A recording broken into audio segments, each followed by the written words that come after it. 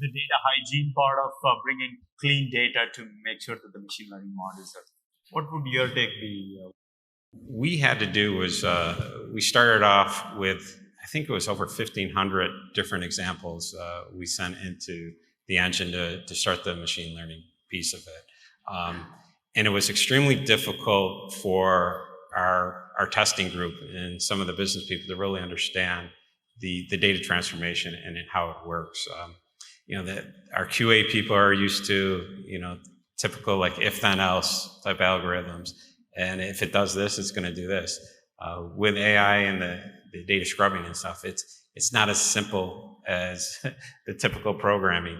You go from everything looks great, and then you throw another example in there, and all of a sudden that field was not getting pulled.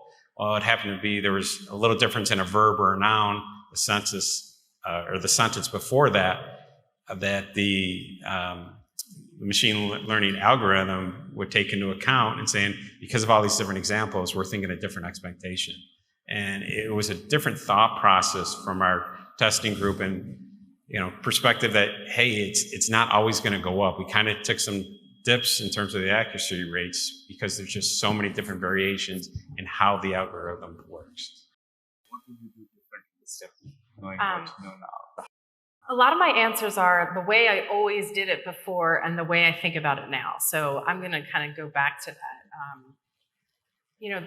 For 20 years, we've worked on this calendar cycle. You get the scope of your work, you request your funding, you get your budget, January 1st hits, you go and you execute as much as you can by the end of the year and you do it all over again. And it doesn't work for our business. You tend to be elevating capabilities too close to the fourth quarter. It's busy. People are kind of changing the tires as the bus is going down the street. So we're rethinking our just overall approach to development and innovation and really thinking about these verticals as evergreen and retiming the sprint around the calendar, not to stop and start and turn into a pumpkin at midnight because of some funding vehicle. So we've changed that approach a little bit, and probably because we're still elevating in September and October and November, and it's busy season, and it's not ideal.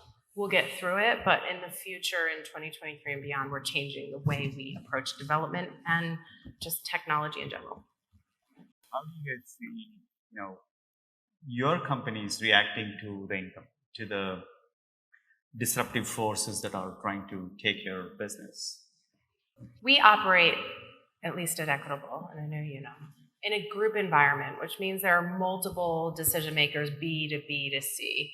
And so operating in the confines of the workplace, of an employer and HR benefit strategy, of the broker and how they like to do business, always has to be an input. In some ways, it's a governor to innovation because of the way that benefits have been distributed. But I do think that there's going to be a continued emergence of workforce that maybe isn't at a traditional workplace that will allow innovation to come in. So when we start with the end in mind, we start with ideal state, not how do we fix current state, but also try to think about the confines of the B to B to C interaction and meet the needs of all of those constituents.